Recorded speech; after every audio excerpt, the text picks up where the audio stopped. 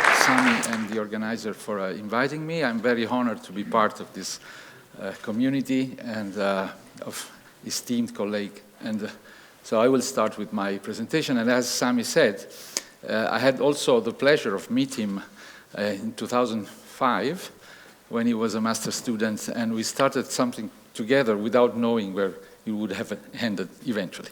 So I'm very happy to say something about this. So my team is Flexible Joint Robots, Model-Based Control Revisited. I promised not to have formulas, but since I learned this only yesterday, so you will have to bear with me with the few that are still there, but don't look at the formula if you wish. Okay.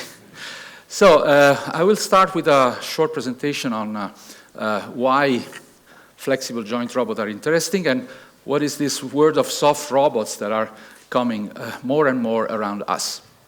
And I will also show some uses of it. I will spend a few words on how we model, since we are doing model-based control, how we model this class of robot manipulators. Very brief to say what is the state of the art, classical, I would say, in solving problems like following a trajectory or regulating to a desired configuration with the least possible use of information about the robot. And then I will present some latest ideas that are coming around based on the concept of feedback equivalence. And I will show this through 3 examples with some illustrative experiment. And finally, 1 page of Outlook. So there are many classes of soft robots. I will concentrate on robots with elastic joints. Remember that now we are going toward robots that are being used in the vicinity of humans, so they are lightweight, but still with stiff links, so that they don't lose the accuracy that we expect from robots. Indeed, we introduce compliant elements, for instance, for absorbing impact energy. There are many ways of doing this. You go from soft coverage of the links to the presence, and this is the main focus of elastic transmission like harmonic drives or cable-driven robots like you see here in the picture below. Now, one very important thing is that the presence of joint elasticity in this robot decoupled the inertia of the moving parts, the links, that may get in contact or in collision with the environment and with the human from the inertia of the motors. And since the motors still have relatively large inertia and the links are lightweight, so this is helping having a safer robot. And of course, if we have soft joints, we need more sensing, we need more control laws because we have to deal with the negative aspect of having such flexibility, so static deflection when the robot stops, or dynamic vibration while executing fast motion. And there are a number of torque-controlled robots that address this issue. Now, there are other classes of soft robots, like those actuated with variable stiffness devices. There are many types of this, serial VSA or antagonistic CSA. Usually, this can be adapted to the interaction with the environment, with the human, which is largely uncertain. And you have a combination of the passivity aspect of elasticity at the joint and active control, mainly based in on impedance. So you can do this in parallel. Now, why variable stiffness actuation works, controlled in the sense that they can be changed online. Because as Antonio Bicchi introduced this concept a few years ago, you can make them stiff when moving slow so that you have accuracy and you can accelerate quite fast, but then you can make them soft when they're moving fast so that they don't harm in case of a collision. Moreover, you can change in this way compliance at the end effector level in a very task-oriented way, much more than you can do with constant stiffness. And also, there are many other features that has been discovered later on, even beyond what was the initial intention. So robustness in terms of mechanical robustness, use of energy in an optimal way. You can accumulate energy and then do explosive motion tasks and so on. Now, there's a last class, which I just keep very quickly, of soft robots, those that have flexibility distributed along the links.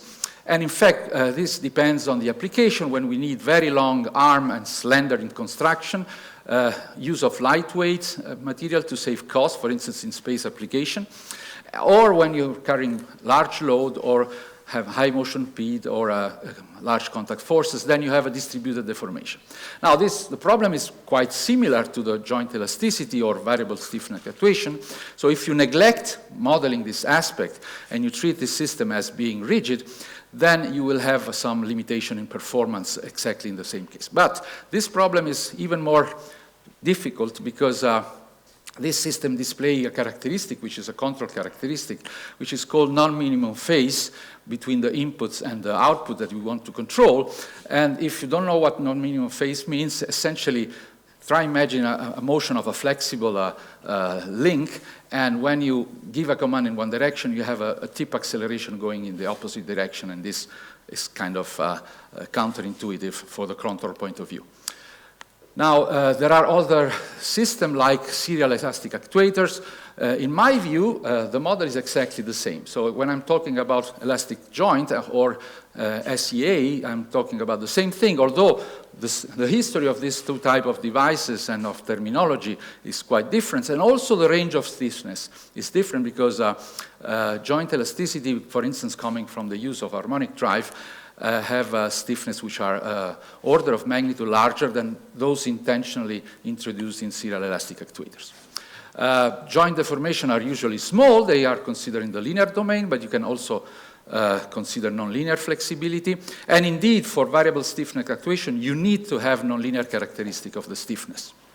But if you don't modify online the stiffness of a variable stiffness actuation, then you recover exactly the same situation of a constant stiffness elastic joints, which means that all the results that are being applied for that case can be extended, straightforward or not, also to VSA. This is another interesting thing from a theoretical point of view. Flexible joint robots and all this type of robots have been classified as underactuated mechanical system because they have less commands than generalized coordinate to describe their configuration. Moreover, they have non-collocated commands, so you don't have direct access to the variable that you would like to control. They appear in different equations differentially. However, this is still the easy case because those elastic systems are controllable in the first approximation. So with respect to systems that have passive joints, which are truly underactuated systems, they are more easy to be controlled. So what do we do with this? This is work started with Sami, and we have then collected our result after a while. This is in our lab. So you can do collision detection and reaction using the so-called residuals, which do not require any sensing information from outside, and you can touch the robot at any point. And you can also process the residual in such a way that you detect if there's an intentional collision, so that you would like to collaborate with the robot, or if this is a, let's say, intentional contact, or is a collision, so the robot would stop and be released. Of course, with this idea, you can go farther. So we constructed what we call a virtual force sensor, that you can touch the robot at any point, and you can detect this contact and estimate at the contact point the force, and then with this estimation of force, without any force sensing, you can do a regulation or other things. And all this stuff, I'm presenting this because they are made much more easier if you're working with a robot with elastic joint. You can do this also with completely stiff robots, but you have to have a very good model to comply with friction, and I mean, problems that can be solved, but not as easy as with joint elasticity. So this is first slide and first equation. There are some assumptions. Essentially, you model elasticity at the joint as being a spring, so you have the position of the motor, then the spring, and then the position of the link, and this is repeated for all joints. There are some standard assumptions. One which is very important is the fact that you neglect some inertial coupling between the kinetic energy of the motors and of the links, and this brings down to a model which is the standard one used in the literature, although I made my PhD thesis on the complete model. This is the so-called reduced model of Mark Spong, where you can separate the link equation, the first group, which is much similar to the rigid case, and the motor equation, which is essentially linear. So You can also represent this, let's say, with linear concept for those who have a basic education in automatic control. So you can look at one of these joints, and you can model it now in a translational part, but the same is rotational, with some inertia or some mass of the motor, which is actuated. Then you have the spring stiffness, and then you have the position of the link, which is another mass. And if you build a transfer function between the torque and the position, you have this typical anti-resonance resonance characteristic, which classifies your joint as being elastic. Now, one property that follows from the fact that the transfer function that I just showed there has a maximum relative degree, so no zeros. In the nonlinear case, when you have a multi-link robot, this means that you have the possibility of using nonlinear feedback in order to exactly linearize the system with in a global way. So this complex nonlinear dynamics is equivalent to chains of 4 integrators from input to the output, so this generalized the rigid case, and this is the complex law that you have to apply. But the nice thing is that once you have a linear system or an equivalent linear system, then you complete your design with standard technique like pole placement or a linear quadratic regulator. In this control law, you need higher order derivative, and this was a confusion in the community that you don't know how to measure the acceleration or the jerk, but in fact, you can compute this quantity directly from the model if the model is good. This is why this is a model-based design. And nonetheless, you have higher order derivatives, which if you express them symbolically, you may get lost in the computation. So we recently developed a Newton-Euler version so that you can do the computation numerically with a complexity that grows with the cube of the number of joints. So this is the effect of feedback linearization. It's a very old video by Mark Spong. So if you're applying to a joint elastic case the rigid controller, I mean, assuming that you don't know that there is some elasticity here at the joint, this is what happens. If you apply the much harder controller, in red I put the extra terms in this controller, then you have this nice smooth motion and exponential convergence of the error to 0 and all the nice things that you have in the linear case. We can do this also on industrial robots. This is work by Michael Tummel in 2007, also a student of TUM. And you can see here what happens if you're using a conventional industrial robot just in the static positioning with a heavy payload, but the robot is also very heavy.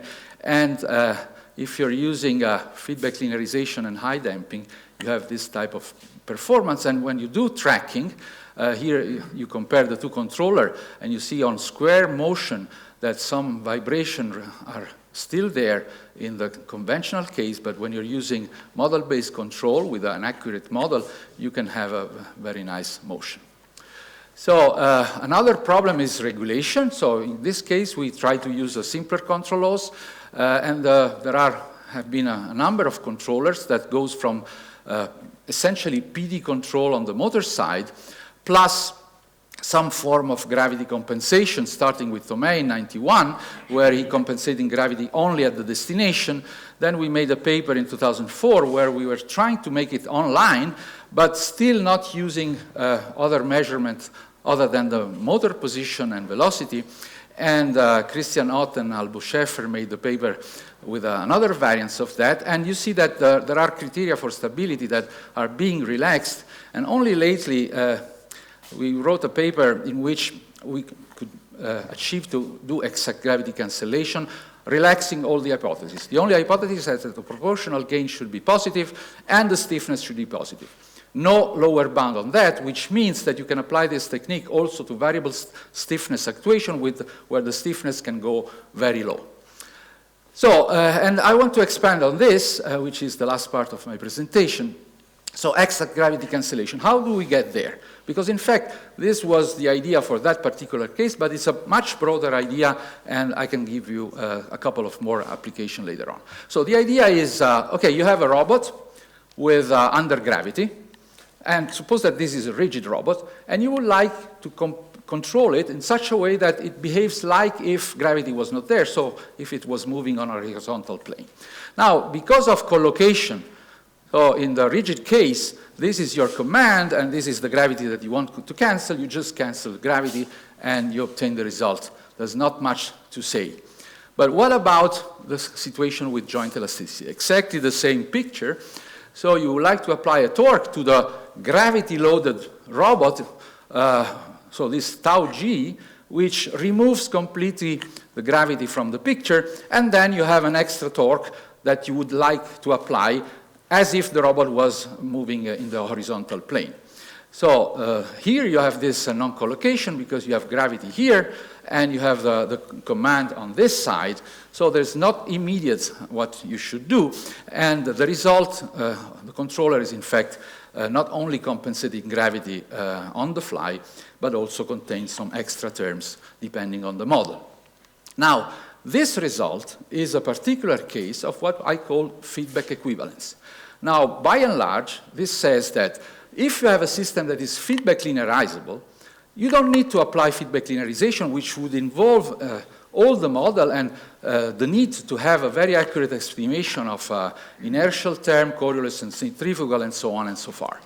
But you do this reasoning. So you have a gravity-loaded system, whatever it is, for instance, a robot with elastic joints. This is the state form equation. And now you check the necessary and sufficient condition for converting this through a nonlinear feedback and a change of coordinate into a linear controllable system. And these are satisfied. Of course, if you take, and the z coordinate are called the linearizing output, which are fundamental. If you take a gravity-free system, of course, is also equivalent to this linear system. So you don't need to convert it into the linear controllable form. You just pass from one to the other. And this is called feedback equivalence. So using the property of feedback linearization, not for doing feedback linearization, but just for transforming in the form that you prefer. Okay, I will skip this. And I will skip also this. But just to say that, okay, this is, again, the lightweight robot. You can compensate vibration. But the experience of Albuscheffer and his group says that if you have a system with a large joint elasticity, which means low stiffness, like the VSA system, then only doing damping of vibration of the link side using the joint torque feedback that they use in these robots, plus damping the motor side, this is not sufficient to get high performance. And this is why you can imagine something similar. In the previous example, we remove a term in the equation, the gravity term in the equation where you don't have the control. Well, you can do the reverse. You can add the term in the equation where you don't have control to induce, inject damping in the system on the link side. And this is how it works. So you start with this is a representation of a one link with its equation. Your target system is exactly the same, so you don't have to cancel things here. They are both feedback equivalent to linear system. And now you add an extra viscous term on the link dynamics, and you can solve, and you have this type of performance. This is taken from a paper by Kepler from DLR.